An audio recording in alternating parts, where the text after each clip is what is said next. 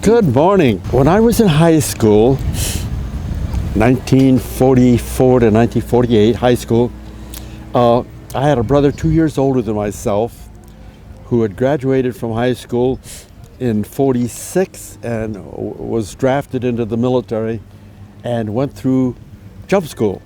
And he came home on furlough, and being a big brother that he was, I said, gee, I'd like to do that. And he said, you don't have the guts to do that.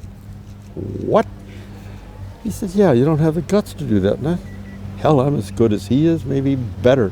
So in any case, I was going to be drafted into the military, and I wanted to go as a pilot because I'd been working at an airport getting flying time.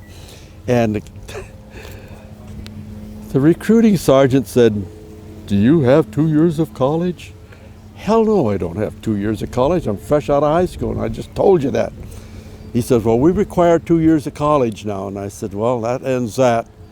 And I said, well, if I can't fly them, I'll jump out of them, and I'll wait and be drafted. He said, you can't do that either. And I said, why not? He says, they won't take a draftee and put him in jump school. Oh, so like a stupid guy that I am, I volunteered for 3 years of service directly to the 82nd Airborne Division. No other nonsense. So I got directly to the 82nd Airborne Division.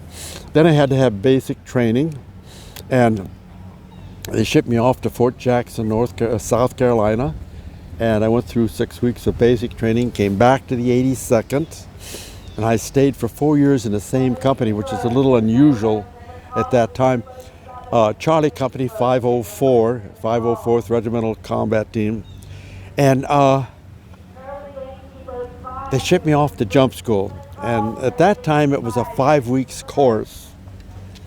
And the first week was loading and lashing, and it accumulated with a Friday glider ride.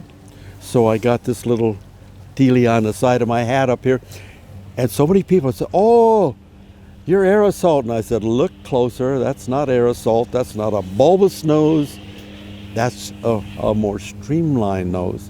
So I said, I'm glider rated, but I also happen to be a glider pilot, which I got later in civilian life. And I'm also a tug pilot, towing gliders. But that's another story. So we finished the first week, then we went into serious airborne training, and that was another 4 weeks. The last week was packing our parachutes. We packed our main parachutes, and we packed our reserve parachute, one chute. And we jumped what we packed. And you talk about being scared, we were more scared about our own rigging than we were about the parachuting, which is just a little bit distorted. But in any case, did the 5 jumps, and on that Friday, after the last jump, they got us all lined up, and the colonel came out and said, well, you gentlemen have 2 unique situations here.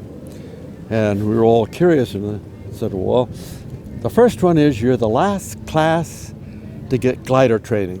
That's stopped, so there's a week out of jump school already. And you're the first class in which nobody quit. And I think that record still stands. 200 of us came from Fort Bragg out of the 82nd, having been around jumpers for that time period and doing all of our push-ups because we were grunts. We were legs. A non-jumper is a leg. And they treated us like legs because we hadn't yet become qualified. So we were pretty well conditioned, plus mentally, plus physically. plus having been around the airborne troops, it made you want to be a part of them. And I think that encouraged all of us to do our best in jump school. So in any case, that record, to my knowledge, still stands. It doesn't say much for the American intelligence, but people signed up for airborne thinking they were going in the Air Force. And if you don't know the difference, you belong in the airborne. First experience was probably my best static line jump ever. Really. I did all the stuff right, went into the tuck and tumble position, as we call it, which is about like this, head down, chin on the chest, and hands on the reserve. Ripcord handles here for the reserve if you need it. And at 1,000 feet, you can't play games hunting for handles. You have to know where they are and use them when they're needed. And that just happened to be my best jump ever in the 37 static line jumps I made.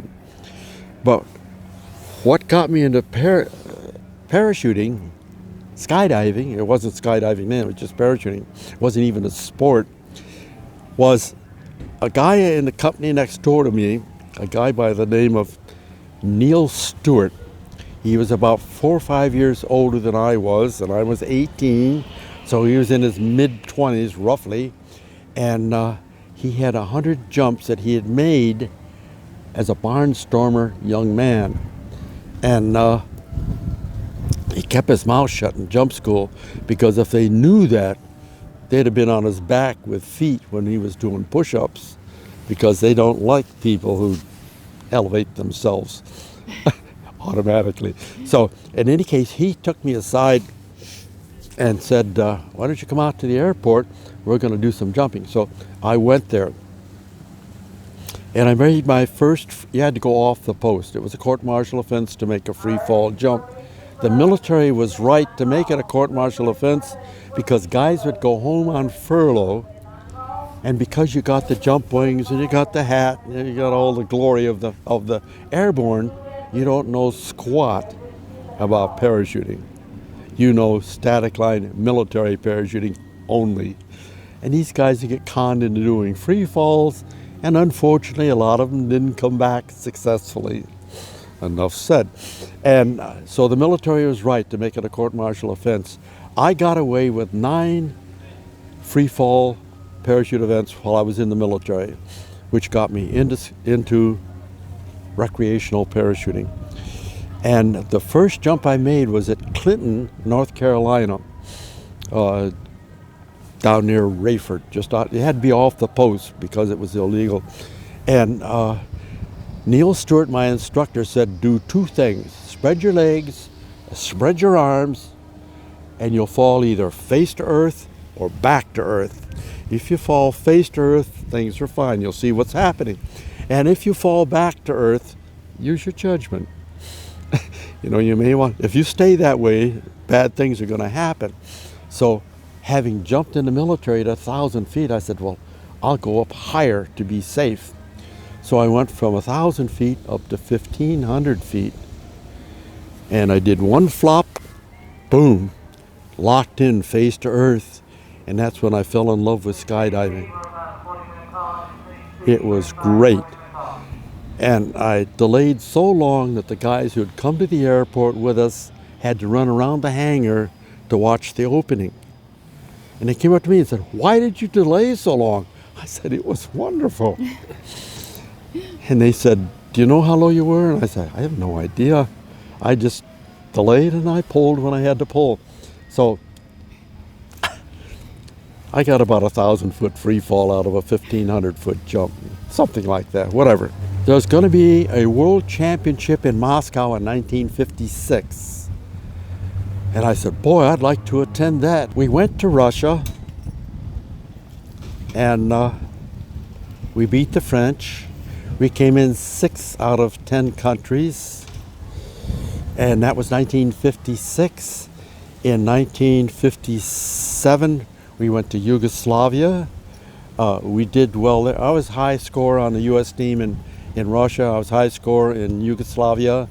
I was high score in a meet in France that we did where we competed against Israelis and the French and whatevers. and we did well there. We came home with a trophy. And in 1958, we got together and started writing the requirements. We wrote the basic safety regulations and what have you, A, B, C's, licenses, A the lowest, B next, and C was then the only highest license available. And they wanted to create a D license. So 4 of us got together, and out of the 4, only 2 of us were qualified. And the other person that was qualified was Jacques Estelle. And Jacques Estelle, in his Marine Corps domineering type attitude, said, I will take the D1 and I will take instructor 1. And I said, whoa, wait a minute, Jacques. I was working for Jacques then, because he'd asked me to come up in 1956 and be a part of his organization.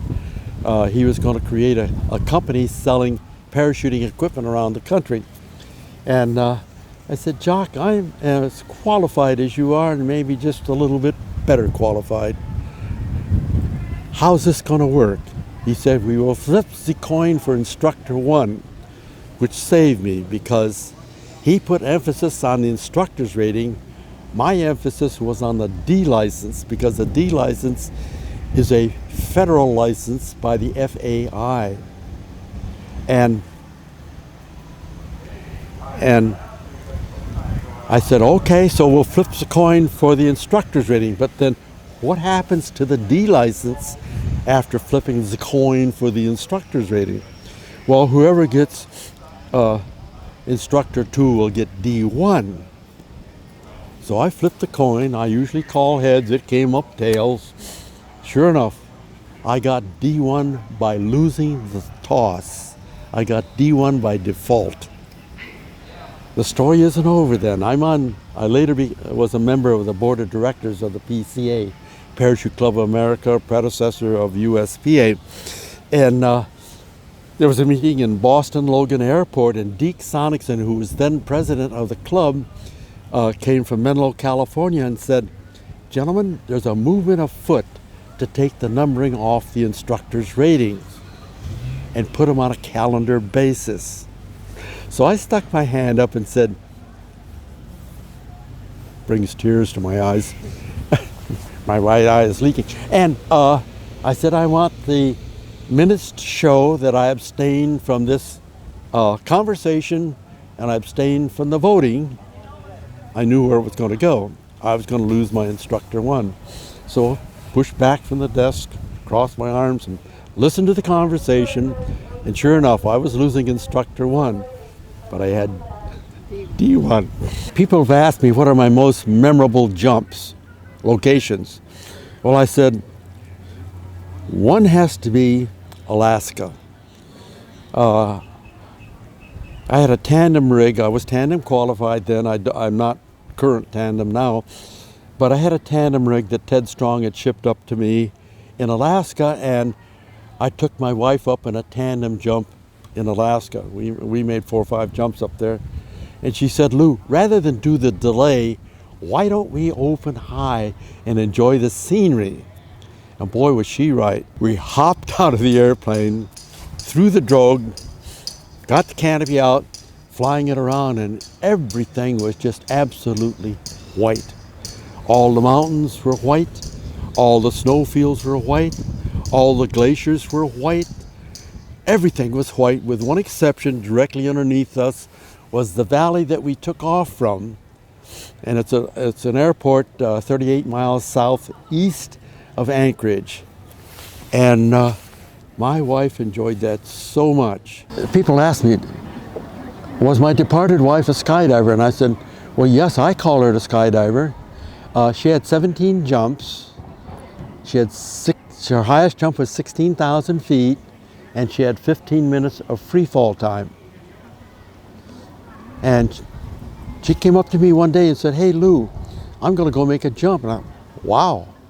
She can't stand to watch me get on a 6-foot step ladder. She can't stand to watch me clean the gutters on a 1-story roof of our home.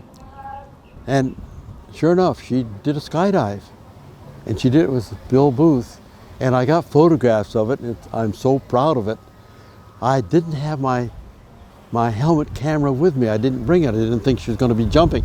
So I borrowed her handheld camera, dove out behind them, filmed her in the door with a big grin on her face, and filmed her in free fall. Well, not free fall, filmed her with the open canopy because the drogue had not been developed yet.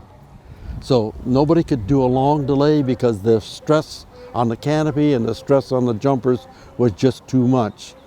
So I don't know who developed the drogue. I don't know if it's Ted Strong or Bill Booth or who, but in any case, it was a short delay, and it made the centerfold of Parachutist magazine.